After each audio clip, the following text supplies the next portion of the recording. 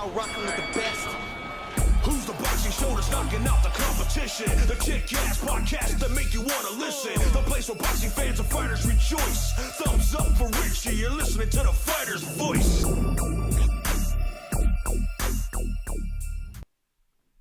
Good evening, ladies and gentlemen. I'm your host, Richard Ortiz of the Fighter's Voice, the only voice that matters. Like our guest, Victor Morales Jr., we're simply knocking out the competition. Our guest tonight fights this Thursday on DAZN, and I wanted to ask him a crazy question, but I'll do that after he's on the show and he starts talking. Ladies and gentlemen, I want to welcome the undefeated Golden Boy Prospect of the Year, Victor Morales Jr. Welcome to the show, Victor. Thank you for having me. Victor, first of all, I mean, I got a little a jealous spell on my shoulder right here. I'm gonna remove it right now, because my man, I mean, how was the broadcasting for DAZN, man? That had to be awesome. I was so happy for you. I think I put it on my stories. I put it out there, and I said, that kid right there, I've been following that kid. He's the next star, I'm telling you. And I've always told your dad, I go, the kid talks very well. He has a future in broadcasting.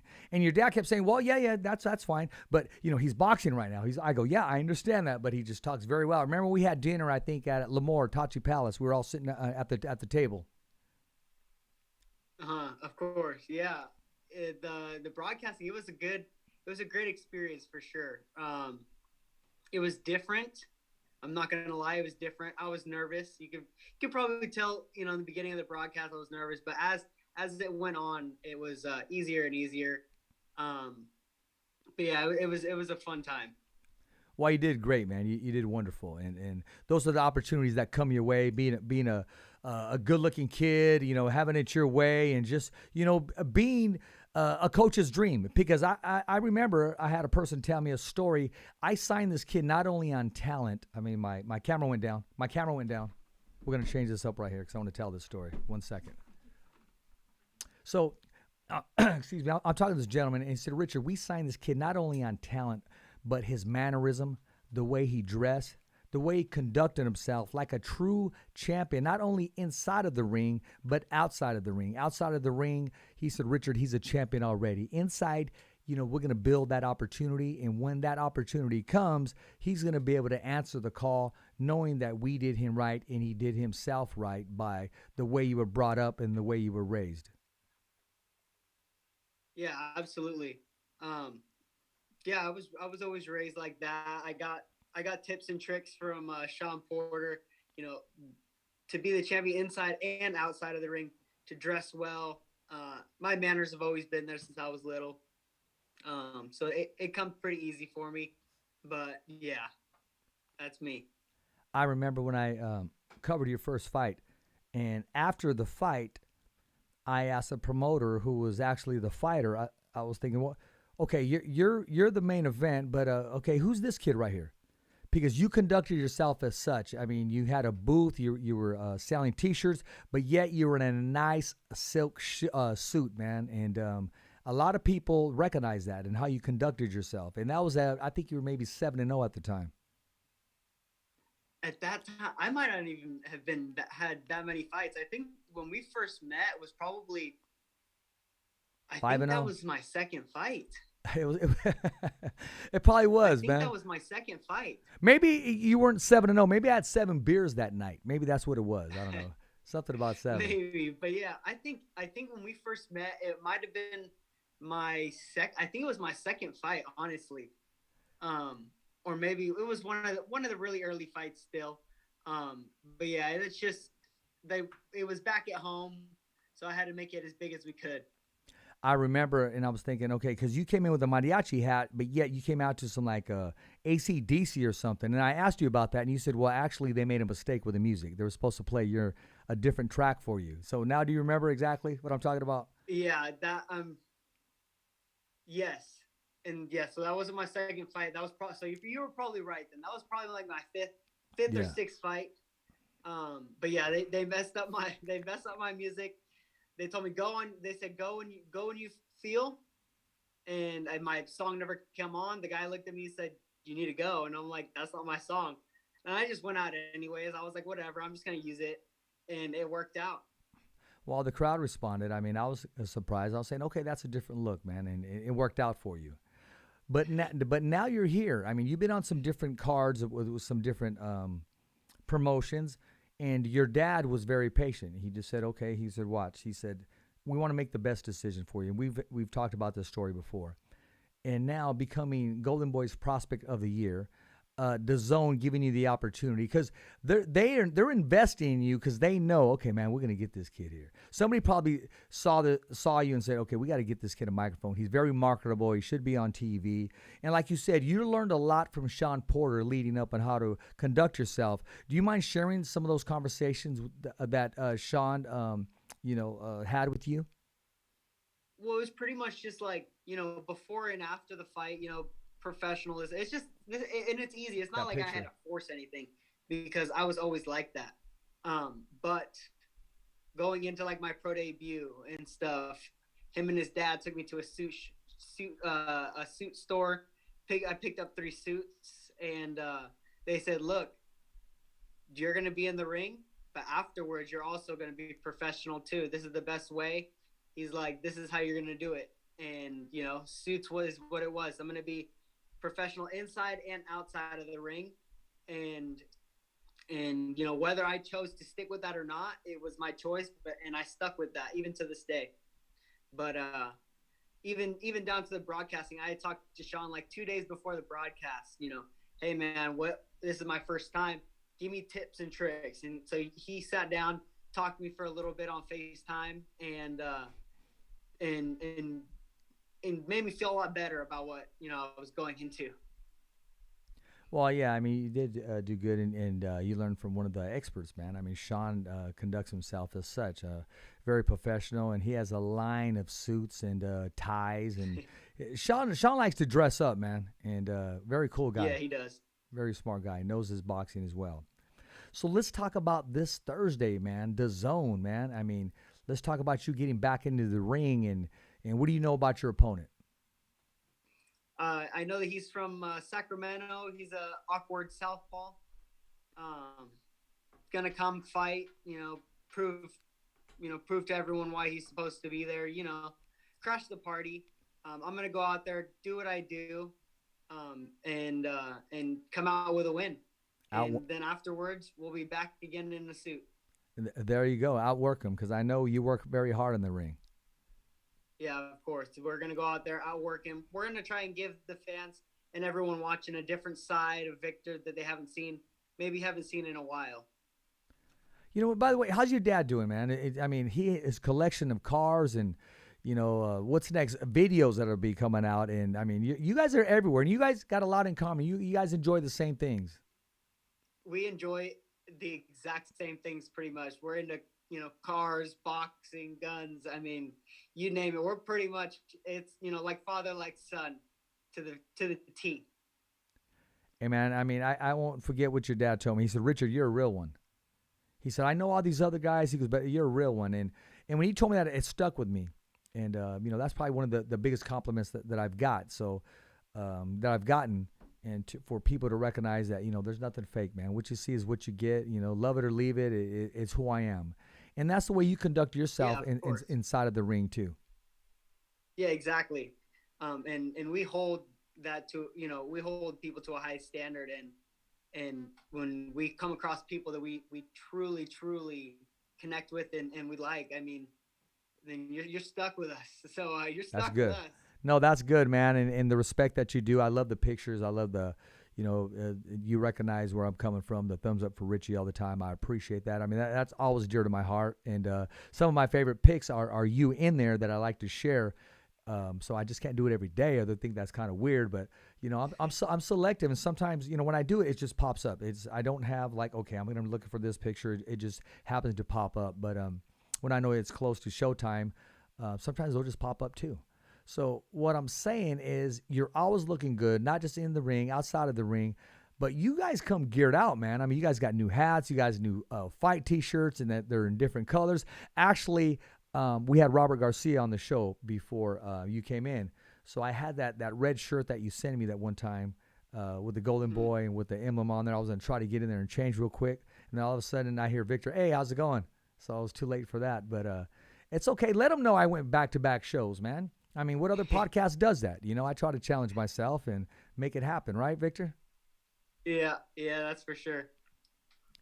So talk to us about what's going on, man. I don't mean to get in your personal life or anything, but after the fight, man, I mean, you got on one knee, you proposed to your queen, she accepted. Is there a fight date? And I'm being sarcastic. You know, you usually get a fight date. Is there a wedding date? I'm looking at these pictures right now. No, there's no wedding date yet. The only reason why we haven't planned that yet is because we're actually right now in the process of saving up to buy a house, hopefully by next year. There you go. We're not really, you know, the wedding's going to happen, but right now, before things go up, down, you know, we don't know what's going to happen. Right now, it's probably just the best time. We're going to save every penny that we can. That's smart. And go out and buy a house together. And from there, then we'll have the date, everything goes from there. Hey, man, I just had to ask you. I had to bring that up, man, because that was class. That was kind of cool the way you set that up, man. And a lot of people were thinking, well, what if he would have got beat? Or what if he... And I was going, no. He knew what he was doing. He prepared himself in the ring. And I know in boxing anything can happen. But I said if something would have happened, his heart was set on that. That was going to happen regardless of what took place after the fight. Yeah, no, exactly. I was prepared for that. Would you order a pizza? Sorry about that. No problem, man. Had people at the door. No problem. I was giving you a hard time. I asked if you ordered a pizza. Fight, obviously, I didn't expect the fight to go the way it did. I wasn't 100% either way, but either way, I went in there, I had the ring, and I was like, I'm doing it either way. I told my dad before I even got out the ring, I was like, I'm doing it right now. And handed me the ring. We got her in there, and that was it. How did that conversation take place with you and Dad? You go, I'm doing it right now. Hand me the ring. I was literally, after the fight, I was about to get out of the ring, actually, and he was holding the rope for me to get out on my side, and I said, I'm going to do it right now. And he's like, okay, and handed me the ring, and that was it. Just like that. What was your dad's response? We hadn't planned to do it out there. We hadn't planned to do it out there, in the ring too. But either way, win, lose, draw, I was gonna do it. That's a big moment in your life, man. I'm glad you were persistent and said, you know what? No, it's gonna happen today regardless. And what was your dad's response afterwards? And what was your mom's? I'm sure they were just all tickled for joy. Yeah, they loved it. Everyone was just full of emotions, good and bad, only because, the fight didn't go the way we thought it was going to. The decision wasn't what we wanted, but we didn't let that tear us down. We went out and celebrated the engagement. Well, good for you. And now it's time to get back into that W column. Clearly, I mean, you can't always, the judges are going to see and call it regardless. I mean, whatever happens. But I'm looking forward to you stepping back in the ring this Thursday, man. I'm excited about it. And the co-main event, I believe, right? Yes, I'll be the co-main event. And like I said, we're super excited. I'm going to bring out another Victor that we haven't seen in a while. And it's going to be exciting. It's going to be a night of fireworks for sure. You talked about you and your dad doing a lot of things alike, and that Showtime Sean Porter has given you some great advice.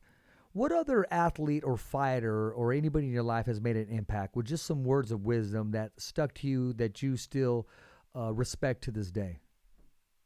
Oh, there's been everybody. I mean, Victor, I just got out, had a little chat with Victor Ortiz a couple of days ago. Buddy McGirt, Freddie Roach. Wow. There's been a lot of people in this thing that have given me advice, motivation. There's been a lot of people.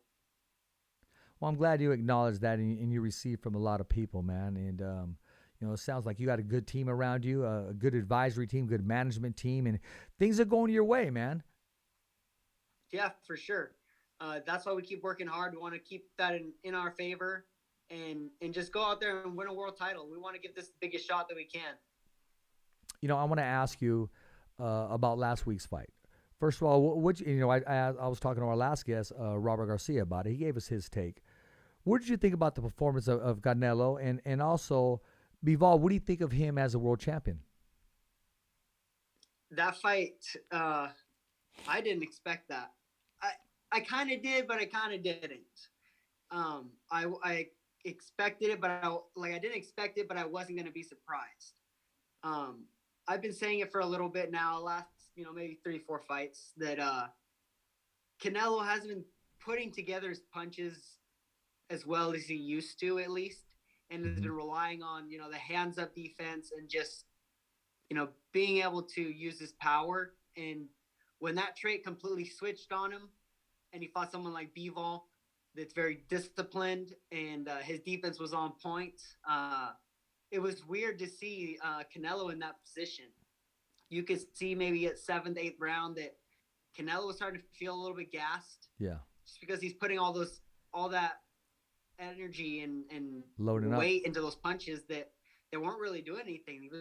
They were blocked on the arms. kind of telegraphing a little bit. It was interesting. My biggest shock of Victor was not so much the outcome or the way it went, was where was the volume of body shots? Because when everybody asked me, I said, well, I have Canelo eventually breaking him down. Except if he stands tall and lets Bivol get the proper distance.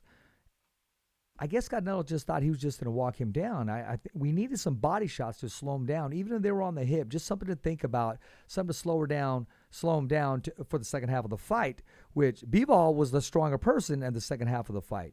Did you see a lack of body shots? Did you see what I saw? Oh, 100% I saw that. That's actually what I was wondering, why he hadn't gone to the body in the beginning, because he was such a bigger fighter.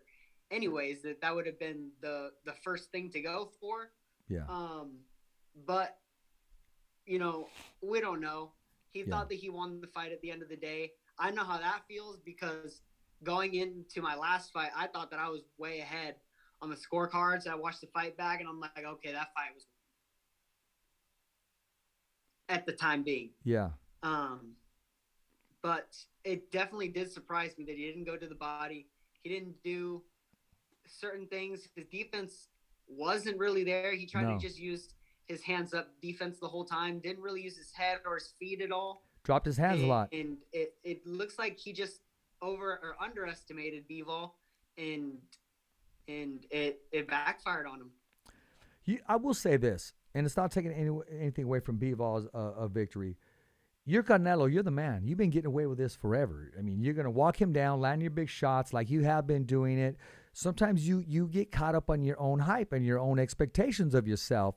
But something like this is going to make him even greater than he was before, because there's no way in God's green earth that we will ever take him for granted once again. And I think a lot of people may say that. I'm not making excuses for him. The better fighter won. I don't see Canelo making the same mistake as he made. And we may have the same outcome, but I see the rematch a lot closer, and there'll be times that Canelo will have his big, strong rounds and possibly even hurt the champion Bivol in the rematch. 100%. I agree with you. Like you said, the outcome might not be different, but the fight will be completely different. Absolutely. I 100% believe that. Well, let's talk about some fights that will be taking place this weekend. I mean, it's a great schedule. We got, of course, we got the Charlo brothers. I mean, when I say the Charlo brothers, because even if one's fighting, the other one is still there, a big part of it. And, right. And you got the rematch on Showtime, man. And what's your take on this matchup, running it back? I think Charlo's going to take it. I'm a Charlo fan. Okay. I like what they bring to the table inside the ring. I like the way you clarify that. I like the way you clarify that. I like that. Yeah, I like what they bring inside the ring. Yeah. And I'm a fan of them, so I'm hoping that Charlo goes out there and takes the win. I want to see an exciting fight. I want to see an exciting fight like we saw the first one, and see what happens in the championship rounds. I'm talking about 10, 11, and 12. I'm a fan of a great fight, and I'm a fan of them running it right back. Not fearing that, hey, it was too close. Maybe some people thought I deserved the victory, maybe some I didn't, but I'm willing to run it right back and just answer those questions. Yeah, 100%. I can completely respect that. So, are you going to be switching back and forth on channels? Because then we got the, we want to call it the Vargas dynasty. They're going to be fighting all in one day on Triller, along with Fernando Vargas, the father, being there. But America gets their first look of all three brothers fighting on the same card. Okay. They're putting it on Triller, so I don't know how that's gonna go media wise. I have no idea because I've only watched like one fight on Triller, I think. It sounds like from the sounds of it that they're riding on that, maybe to be stars on there. But they're definitely up there. They're definitely up there in skills. I think they have a lot of their father's pedigree, work ethic, and even some showmanship. And in this day and age that we live in, you got to remember social media is free, and they're capitalizing on it.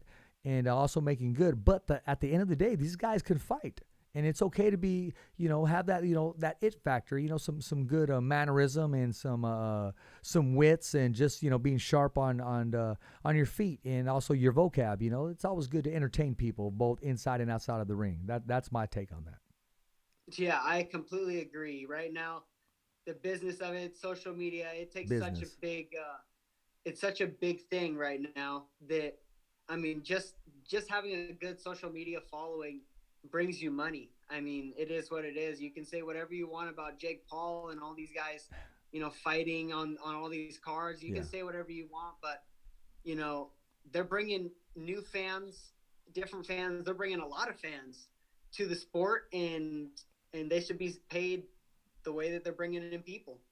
Well, hey, they're bringing a lot of attention, and without them saying or being hated or disliked or even liked, they sell tickets. At the end of the day, whether you pay the ticket to see him be successful or get beat, and he's been okay. He's his own matchmaker. He's handpicking everybody, and a lot of people they'll frown on that, but the man, went against the grain, and he's marketing himself. And not only that, he is attempting to help other fighters and help the sport of boxing as he attempted to last week in the big box office smash when we had two women just going at it completely, went at it with Eddie Hearn. And, hey, man, more power to him. 100%. If you're bringing in money, you should be making money.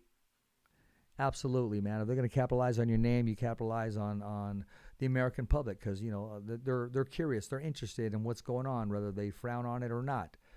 People like to see the outcome, and they have that wish list of maybe somebody will land a big right hand on them, but unfortunately, it hasn't happened. He's doing no amateur fights. He's holding himself accountable for his own action, but at the end of the day, he is putting in work. Yeah, he is putting in work. Might be trying to bite off a little bit more than he can chew in some of these scenarios, but he's definitely putting in the work, and it's going to take him some time to get to where he thinks he's going to be. I agree, but he's first in line at the bank, so I will say that, and sometimes that's a good thing. Exactly. So, man, listen, when you're not watching boxing, man, or you're not in these lowrider cars, or you're not spending time with your fiance, when does Victor Morales Jr. just get to breathe and just take some of the fruits in? And when I say the fruits, is just because you tour the world, you're everywhere, and when you get to just be yourself, with no cameras around you, no fights, no training, when you get to be yourself? Anytime I'm at home, really. I work. I work for a family business, so I'm not just living off the fruits of boxing. I'm not quite there yet, but I do go home, work, spend time with the family, and enjoy time with friends. And that's what we like to do. We're into cars, the sand dunes, snowboarding. We do all that kind of stuff. So it's always just a good reset, especially after a fight. Hey, well, let's give the family business a big shout out, man. Let's promote that a little bit. What exactly? It's Four Sons Pressure Washing. Okay. Four Sons Pressure Washing. And that's one of my biggest sponsors too. There you go, man. If I lived in the area, man, we'd go clean my rims or something, or the side of the house or something. I'm sure you guys, business is taking off, especially this summertime. So listen, man, your dad has this car collection. What's his favorite car today, and what car is out there that he hasn't had the chance to drive it yet, or maybe rebuild it or be a part of that dream car? I would say my dad's favorite car is probably the 64. It's his lifelong dream car that he's been dreaming of since he was super little. And he could have had one years ago, but he decided to put us kids first, and actually bought every single one of us a car, at the time that we've, gotten around to our first cars. And he really stepped up on doing that. So he put himself behind, got us all vehicles. Once we were good, then that's when he started to get himself his own stuff. And so, one of the things was the 64 Impala. That's his thing right there. There you go, man. What music do you like to listen to when it's just your free time? Not workout music, not walk into the ring music. What do you like to just chill and lay back with? Just like maybe some old school rap, new school rap. Who's some of the songs? I'm trying to get an idea. Song wise, I don't necessarily I don't even play specific songs. I just play Pandora and and anything that I can find, just to have something fresh in my head all the time. Victor Morales Jr. walks into the mall. What's the first store he hits? Probably some kind of shoe store. How many pair of shoes do you have? I can see Champs, Foot Locker, Finish Line, whichever one is there first. That's probably the first thing. How many pair of shoes do you have? Not that many, actually. Probably 5 pairs. Wow. I need to chill with you, man. I need to cut down on the shoe buying. I don't buy any more shoes. I don't know. Maybe I'll start giving them away or something. I don't know. I mean, they're not so much. I spend more money buying my girl shoes than buying myself shoes. Get used to it, my man. I bet. Do they got red bottoms? No, not yet. He said not yet. They will, though. Yeah, one day. Right now she likes to wear just tennis shoes, Jordans. Oh, thank God. She doesn't really care for all the red bottom stuff, at least not yet. We're both pretty much on the same field. We don't go too crazy on shoes, but it's usually me spending money on her getting shoes. Okay, there you go. Smart man. I mean, you might as well embrace it, right? Embrace it. Exactly. So let me ask you this. What's your cologne collection like? I actually let my uncle take care of that. Oh, really? Yeah. He spends a lot of time in that I don't even know what to call it, category of stuff. So yeah. He's always in there. He's worked through that kind of stuff. And so I let him take care of me. So I got some different Ralph Lauren's, Yves Saint Laurent. I got all different kind of colognes. Well, there's a cologne out there, and if you don't know it when I say it, you can Google it once you get off the line. It's called Creed. Have you heard of it? No. Okay, you got to rock something. I don't have any, but I mean, because I can't afford. I just want to smell it, man. I want to see what's all the hype all about. I mean, it's supposed to be that and then some. If you were getting married already, Victor, I would strongly suggest you buy a bottle, put some on, and you will get married. Sounds good. I'll have to look into it, and I'll even ask him and see what he says. He's gonna say, Victor, I love you, but did you bump your head? Because when you see that price on it, you're gonna go, wow, okay. Okay, yeah, I'm gonna have to look into it once I get off this call. Yeah, exactly. So let me tell you this, okay? So you love the cars. Your dad has a dream car. You guys got a lot in common. When do you ever get a chance to go against the grain and say, you know what, I'm going to try this? So one day I just want to jump off I want to get on a glider or something, or I want to get on an air balloon. I mean, it has to be in back of your head, bungee cord, something. Bungee jumping. That happen? Anytime that I want to, honestly. There's nothing really holding me back. What I really want to do is skydive. I want to. That's what I'm talking about. Exactly. I want to try skydiving. I guess the last thing that I kind of just picked up like that was to go out and start snowboarding. Um, but anything like that, I mean, it's not up to anybody else. It's just up to me if I want to do it or not. Oh, well, But there you go. skydiving's definitely on my list. There's a fighter named Regis Prograis.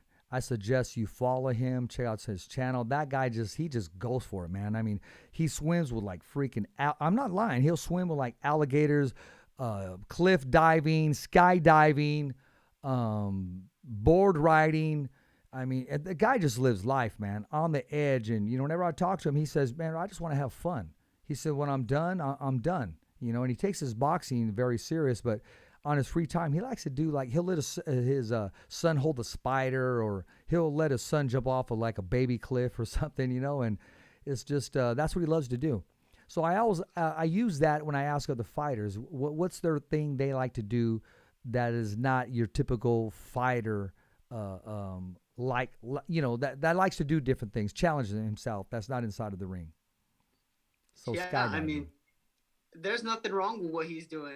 It's a little bit on what I do. There's some people that take this thing, they just take it too seriously. They take it too, it's just this one thing. It's 100% boxing. That I don't want to wake up one day and hate it. I don't. Yeah. It's not a 9 to 5 to me. This is my career, and I'm here to stay.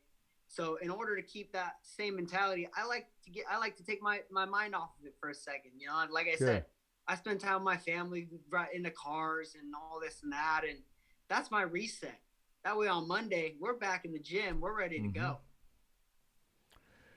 You know what mine is, Victor, since you didn't ask me? I'll tell you anyways. I like to just people watch. I'll go somewhere and I'll people watch.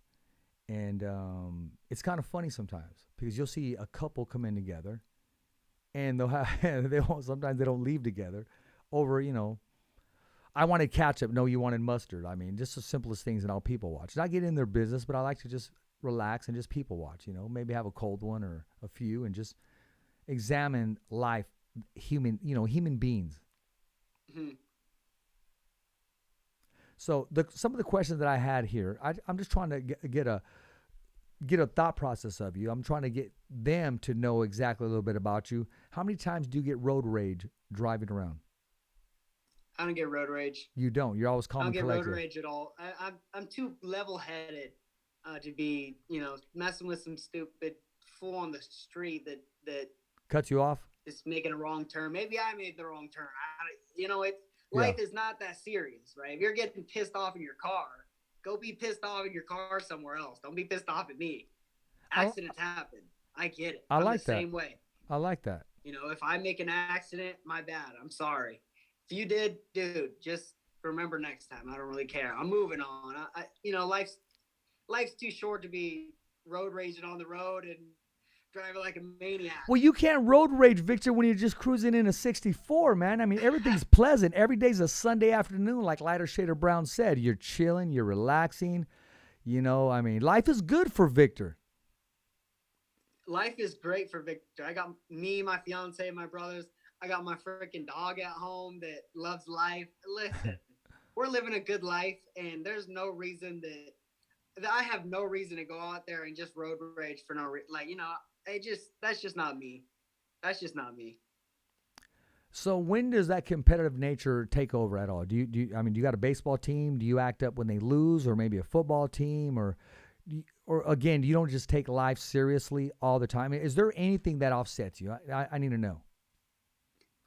You notice I'm digging a little bit. Don't mess with my family. Just the main thing. That's a given. I'm just saying that if I see you, Victor, and we're playing darts or something, I'm going to play mind games with you. Or we're playing chess, well, I'm going to play some mind games with you because I'm competitive too with the little games. And I'm trying to offset you a little bit, man. Dig down. No, I'm just giving you a hard time. It sounds like, you've been brought up right in the main part mentally, because if you got a strong mental mind, I mean, you can take over anything in life. That's exactly where I was about to go with that. It's not that I just let things go and just this and that. I'm too focused. When I'm focused on something, I'm focused on it. So, me and you are playing chess. You're trying to play some mind games. It's going in head and out the other and around and away. It don't really matter to me. You can do whatever you want to do. It's the same thing in the ring. Boxing is like life. Someone's going to try and hit you to the balls, and You know, I'm not saying I'm not hitting to the balls back because I'm going to hit That's right. 2 times harder back to the That's balls. right. But, you know, people are always trying to play games. It's up to you to stick in your lane and to stick to your game plan. And that's how I take it in life.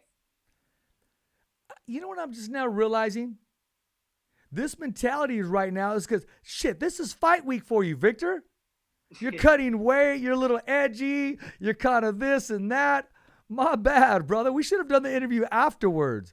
No, I'm just giving you a hard time because fighters, whether they admit it or not, there is a transition period going into that week, and they need everything. Sometimes they just need their self time because their body is just, it's wanting this, but yet it's sacrificed a lot to get to that big day Thursday, especially Wednesday. You're going to be a very happy person Wednesday at noon after the weigh-in.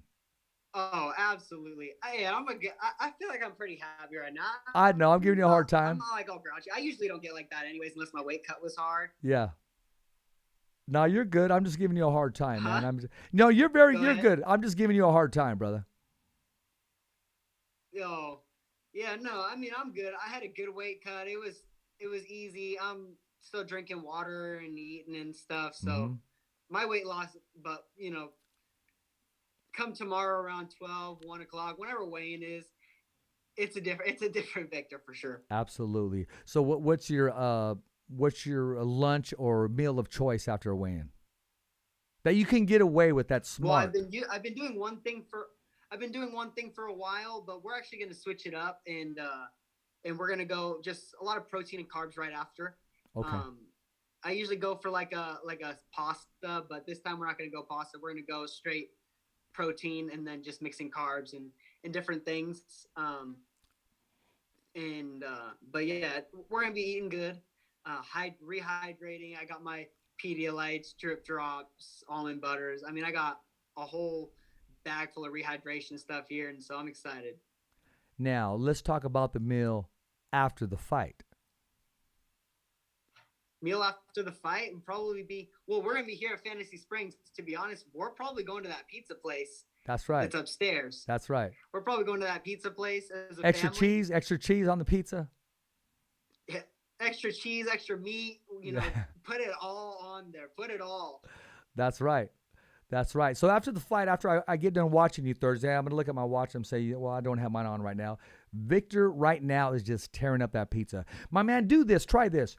When you go order your pizza, you know how they cut it up and stuff, right? Uh-huh. Just tell them, brother, don't cut it. It's all mine. And just freaking tear it up. The whole pizza right there. Just so I can eat it as a one. Yeah, as one. Become one with the pizza. Exactly. Well, you know what, Victor? Hey, man, I got a lot to talk about here, but, you know, I do respect your time and your sleep and your rest. I had to have you back onto the show, and I'm excited that you allowed me to have you on the show right during fight week.